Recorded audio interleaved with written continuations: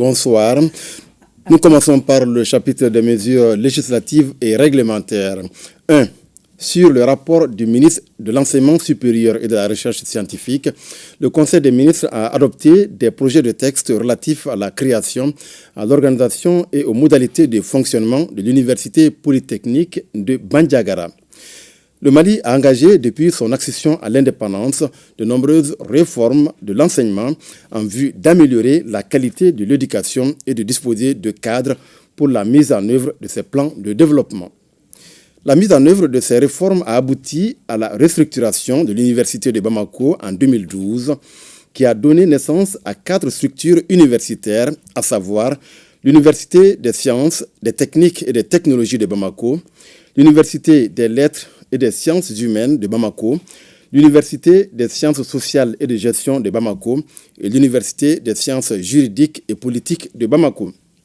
Malgré les résultats encourageants, l'enseignement supérieur reste confronté à des difficultés liées, entre autres, à l'évolution des effectifs des étudiants, à la faiblesse des capacités d'encadrement et de gestion et à l'insuffisance des infrastructures et d'équipements. Pour pallier ces difficultés, la politique nationale de l'enseignement supérieur et de la recherche scientifique préconise la déconcentration des institutions d'enseignement supérieur et de recherche par la création d'universités dans les régions. Dans ce cadre, le gouvernement a créé, par le décret numéro 2023-0307 PTRM du 16 mai 2023, la mission universitaire de Bandiagara en vue de préparer la création et l'ouverture d'universités dans la région. Le rapport de cette mission universitaire a mis en évidence la nécessité de créer une université polytechnique. Le projet de texte adopté crée l'Université polytechnique de Bandiagara avec pour mission de contribuer à la mise en œuvre de la politique nationale en matière d'enseignement supérieur et de recherche scientifique.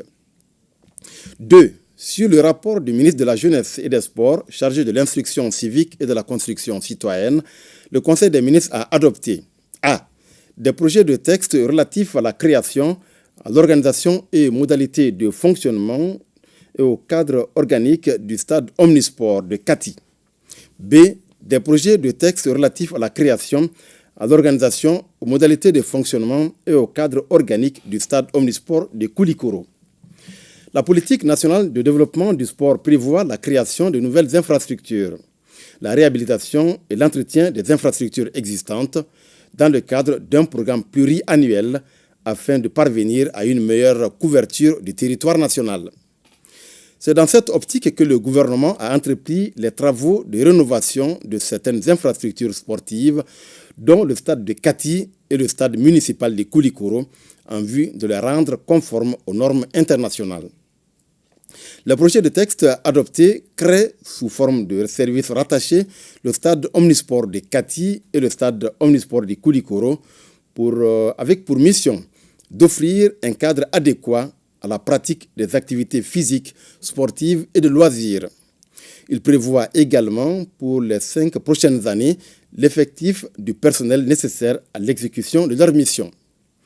Au chapitre des communications, 1.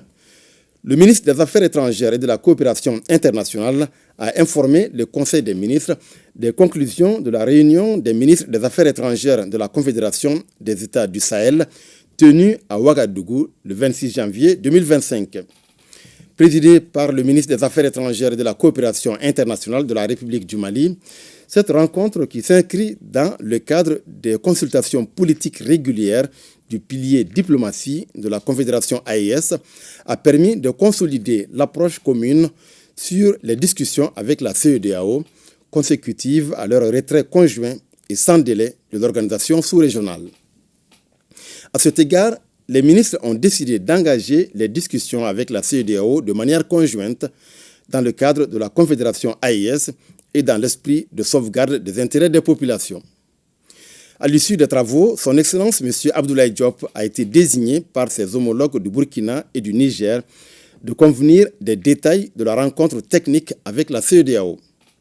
En marge de leur séjour, les ministres ont été reçus en audience par son Excellence le capitaine Ibrahim Traoré, président du Faso, chef de l'État. 2. Le ministre de l'Éducation nationale a informé le Conseil des ministres de la situation des écoles inondées. Les habitants de certaines localités des régions de Gao et de Tombouctou, situées le long du fleuve Niger, ont récemment assisté à la montée des eaux. Ce phénomène inhabituel a impacté les écoles riveraines. Au total, 71 écoles relevant de 5 centres d'animation pédagogique des académies d'enseignement de Gao et de Tombouctou ont été touchées. En vue d'assurer la continuité des activités pédagogiques, le gouvernement a entrepris l'installation de tentes comme espace d'apprentissage temporaire, le redéploiement des élèves dans des établissements environnants. 3. Le ministre de l'Enseignement supérieur et de la Recherche scientifique a informé le Conseil des ministres de l'organisation à Bamako de la conférence des responsables d'institutions d'enseignement supérieur de la Confédération des États du Sahel. Cette rencontre, qui se tiendra en avril 2025, sera l'occasion de formuler une vision partagée et cohérente qui permettra une mutualisation et une intégration des offres d'enseignement supérieur et des programmes de recherche dans l'espace AES.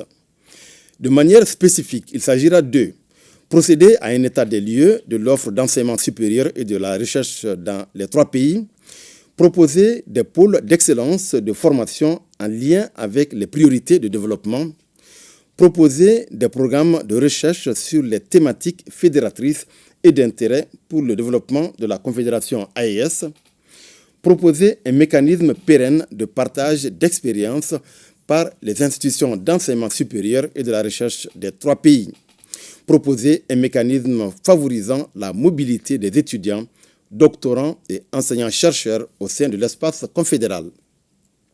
Le thème proposé pour la rencontre de haut niveau est « Contribution de l'enseignement supérieur et de la recherche scientifique au développement stratégique de la Confédération des États du Sahel ». 4. Le ministre de l'Agriculture a informé le Conseil des ministres des conclusions de la participation du Mali au 17e Forum mondial de l'alimentation et de l'agriculture et au 11e Forum agroalimentaire germano-africain à Berlin, en République fédérale d'Allemagne. Le Forum mondial de l'alimentation et de l'agriculture est la plus importante conférence internationale consacrée aux enjeux du secteur agricole. L'édition de l'année 2025 a été consacrée à la bioéconomie durable, perçue comme une nécessité pour atteindre l'objectif de la sécurité alimentaire et nutritionnelle dans le respect des droits humains et des limites écologiques. La conférence ministérielle a regroupé plus de 70 ministres de l'agriculture, dont celui du Mali, dans la perspective de donner une impulsion décisive à la bioéconomie durable. Le Forum agroalimentaire germano-africain est une plateforme d'échange entre le secteur privé et les décideurs politiques visant à identifier les solutions concrètes pour renforcer la sécurité alimentaire et la transformation des systèmes agricoles. L'édition 2025, dont le thème est « Agriculture et développement rural durable grâce à l'adaptation et à l'innovation régionale », a été marquée par le lancement officiel du Centre d'expertise germano-africain pour les systèmes alimentaires durables et résilients et la science des données agricoles et nutritionnelles appliquées. 5. Le ministre de l'Enseignement, de l'Environnement, de l'Assainissement et du Développement durable a informé le Conseil des ministres des résultats de la mise en œuvre de la phase de démonstration et des dispositions en cours pour consolider et mettre à l'échelle les résultats acquis pour la réhabilitation économique et environnementale du fleuve Niger. Le fleuve Niger est confronté aux impacts négatifs des changements climatiques et des activités anthropiques, notamment l'accélération des érosions, la dégradation des berges, l'ensablement, la baisse de l'hydraulicité et la destruction des écosystèmes aquatiques. Pour lutter efficacement contre ces fléaux et résoudre les conflits communautaires liés à l'exploitation des ressources du fleuve et son bassin versant, le gouvernement, avec l'appui de la Banque mondiale, a élaboré le projet de réhabilitation économique et environnementale du fleuve Niger, mis en œuvre de septembre 2018 à juin 2024 dans la zone du delta intérieur du fleuve Niger. À la clôture officielle du projet, le 30 juin 2024, on peut noter qu'il a été qu'il a démontré des approches efficaces pour améliorer la navigation sur une section de 50 km du fleuve Niger, Kemassina-Diafarabé, avec une réduction du trajet de 2 heures suite à la pose de 27 balises sur le chenal navigable Kemassina-Aka. Le projet a également restauré 112 hectares de terre et amélioré les moyens de subsistance de 2161 personnes grâce à la mise en place des micro-projets. Au regard des résultats encourageants obtenus lors de la phase de démonstration, il est envisagé d'initier une deuxième phase qui sera élargie au Haut-Niger et à la boucle du Niger. 6. Le ministre de l'Artisanat, de la Culture, de l'Industrie hôtelière et du Tourisme a informé le Conseil des ministres de la participation du Mali à la 29e édition du Festival panafricain du cinéma et de la télévision. La 29e édition du Festival panafricain du cinéma et de la télévision se tiendra à Ouagadougou du 22 février au 1er mars 2025. Elle met en compétition tous les pays du continent dans les secteurs du cinéma et de la télévision. La participation à cet événement vise à consolider le statut de notre pays sur la scène internationale, à promouvoir son image de marque et à poser les jalons de la relance de son cinéma, tout en valorisant le travail de la nouvelle génération de cinéastes. Pour l'édition 2025, le Mali compétit dans toutes les catégories et présente 11 films en sélection officielle, dont 2 pour l'étalon d'or. B. Du déroulement des états généraux des secteurs de la culture, de l'artisanat et du tourisme. L'objectif général des états généraux des secteurs de la culture, de l'artisanat et du tourisme, tenu du 9 au 11 janvier 2025, était d'ouvrir un débat national, inclusif et participatif sur la culture, l'artisanat, le tourisme et l'hôtellerie, avec l'ensemble des parties prenantes afin de réaliser un état des lieux et proposer des recommandations pertinentes pour leur développement. Ces états généraux sont la manifestation de la vision des plus hautes autorités qui ont dédié l'année 2025 à la culture, donnant ainsi un signal fort pour le démarrage du programme présidentiel Mali Dinkoura qui vise à inculquer à la jeunesse nos valeurs sociétales en vue de la revitalisation culturelle des territoires, la restauration de la cohésion sociale et du vivre ensemble. Les États généraux ont vu la participation de représentants de l'administration publique et d'institutions de la République, d'anciens ministres, de responsables des collectivités territoriales, de personnalités du monde de la culture, de l'artisanat et du tourisme, d'artistes, d'artisans et d'industriels du tourisme, ainsi que d'acteurs clés et de fêtières des 3 secteurs. Ils ont également enregistré une participation de qualité de plus de 350 personnes de toutes les régions. À l'issue des travaux, des recommandations pertinentes ont été formulées par les participants en vue de dégager les perspectives stratégiques et opérationnelles pour l'élaboration d'une nouvelle politique décennale et des stratégies de développement des secteurs de la culture, de l'artisanat et du tourisme. 7.